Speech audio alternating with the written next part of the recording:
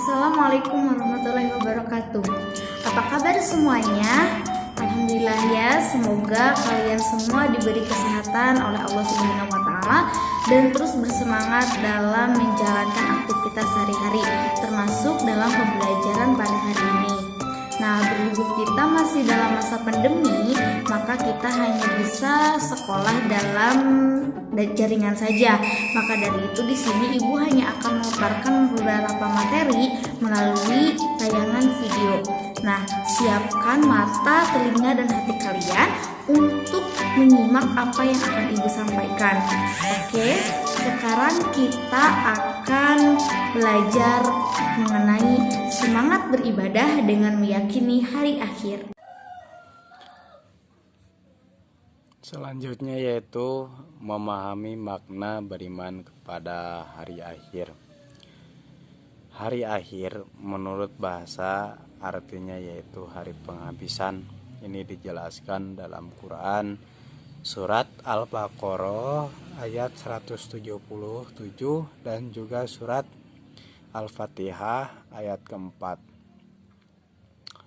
Hari akhir juga disebut hari kiamat, yaitu hari penegakan hukum Allah Subhanahu wa taala yang seadil-adilnya. Hari akhir menurut Al-Quran, hari akhir atau hari kiamat menurut Al-Quran itu dibagi menjadi dua. Pertama ada kiamat sugro, yang kedua ada kiamat kubro. Selanjutnya yaitu hari kiamat menurut ilmu pengetahuan. Menurut ilmu pengetahuan itu sama, ada dua. Pertama ada menurut geologi, yaitu bumi terjadi dari gas yang berputar. Setelah diam, gas itu menjadi dingin, maka gas yang berat mengendap ke bawah dan yang ringan berada di atas melalui proses evolusi yang lama sekali. Gas bagian luar mengeras menjadi batu, kerikil, pasir, dan sebagainya, sedangkan bagian tengah masih panas.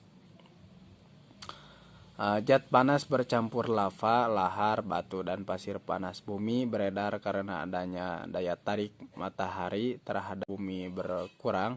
Akibatnya bumi akan bergeser dari matahari sehingga putaran bumi semakin cepat dan akan mengalami nasib seperti meteor. Selanjutnya yaitu menurut teori fisika, letak matahari kira-kira 150 juta kilometer jauhnya dari bumi, namun sinar matahari sampai ke bumi selama 8 menit 20 detik. Kalau suatu ketika matahari tidak muncul cahayanya karena tenaga atau sinarnya habis, maka tidak ada angin dan awan yang berakibat hujan dan turun. Ketiga yaitu bukti indrawi yang terjadi hari kiamat. Pertama, peristiwa pembunuhan yang dipermasalahkan oleh Bani Israel. Yang kedua, peristiwa Nabi Ibrahim dan burung-burung yang dicincang kemudian diletakkan di tiap-tiap bagian di atas bukit. Lalu Allah Subhanahu wa taala berfirman, "Panggillah, niscaya mereka datang kepadamu dengan segera." Kedua informasi di atas memang dijelaskan oleh Al-Quran, tetapi bukan merupakan berita langsung bahwa hari kiamat itu akan datang, melainkan informasi historis, itu masih sejarah tentang peristiwa yang pernah terjadi dan menjadi bukti secara indrawi bahwa kiamat pasti akan datang. Oke, yang selanjutnya kita masuk ke bagian B, yaitu periode hari akhir. Nah, setelah alam semesta semua hancur secara total dan seluruh kehidupan makhluk Allah Subhanahu wa taala itu telah tiada, maka manusia akan masuk ke kehidupan baru dan akan menuju ke alam baka. Berikut adalah prosesnya. Yang pertama adalah Yaumul Ba'ats. Yaumul Ba'ats itu adalah hari kebangkitan. Setelah semua manusia itu mati, mereka akan dibangkitkan kembali pada alam kubur mereka masing-masing. Yang kedua adalah Yaumul Hasyr. Yaumul Hasyr ini adalah tempat perkumpulan atau hari perkumpulan, di mana ketika manusia itu telah dibangkitkan kembali dari alam kuburnya masing-masing, kemudian mereka akan digiring kepada suatu tempat yang disebut dengan padang mahsyar, dan di sanalah mereka akan berkumpul.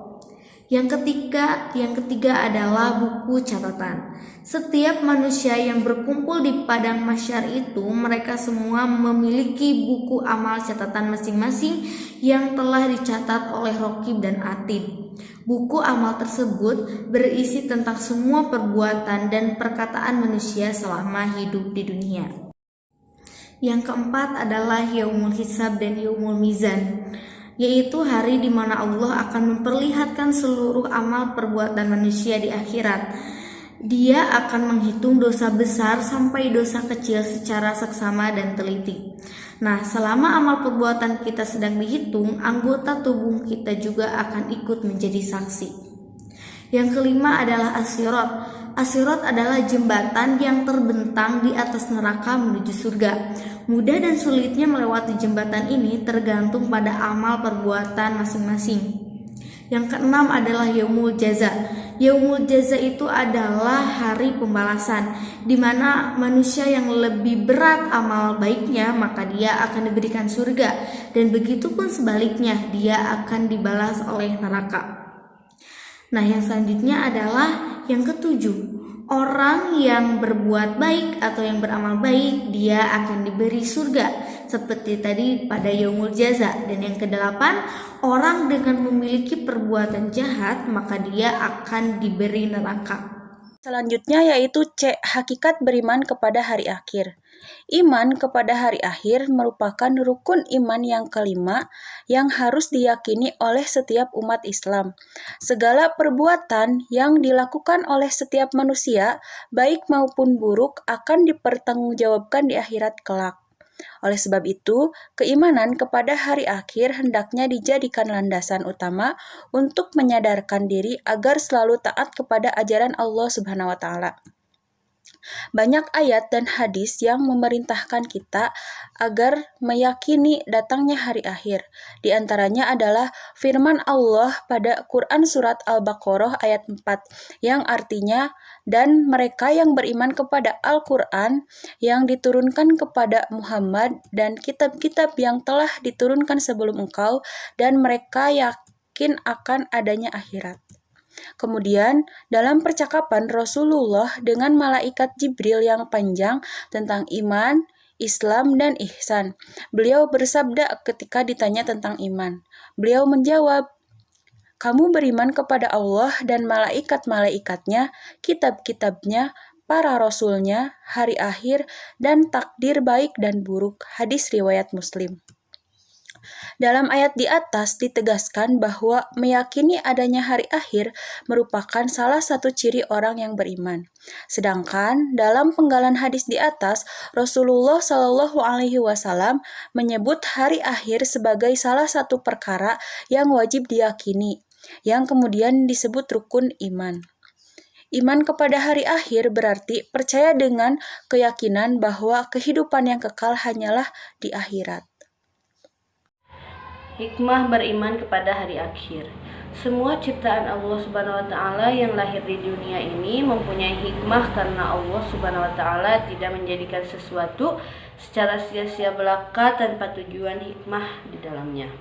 Di bawah ini beberapa hikmah iman kepada hari akhir. Yang pertama adalah muncul rasa kebencian yang dalam kepada kemaksiatan dan kebejatan moral yang mengakibatkan murka Allah Subhanahu wa Ta'ala di dunia dan di akhirat. Yang kedua, menyejukkan dan menggembirakan hati orang-orang mukmin dengan segala kenikmatan akhirat yang sama sekali tidak dirasakan di alam dunia ini. Yang ketiga, senantiasa tertanam kecintaan dan ketaatan terhadap Allah Subhanahu wa Ta'ala dengan mengharapkan maunahnya. Pada hari itu senantiasa termotivasi untuk beramal baik dengan ikhlas. Hal yang keempat adalah senantiasa menghindari niat-niat yang buruk, apalagi melaksanakannya. Yang kelima adalah menjauhkan diri dari asumsi-asumsi yang mengkiaskan apa yang ada di dunia ini dengan apa yang ada di akhirat.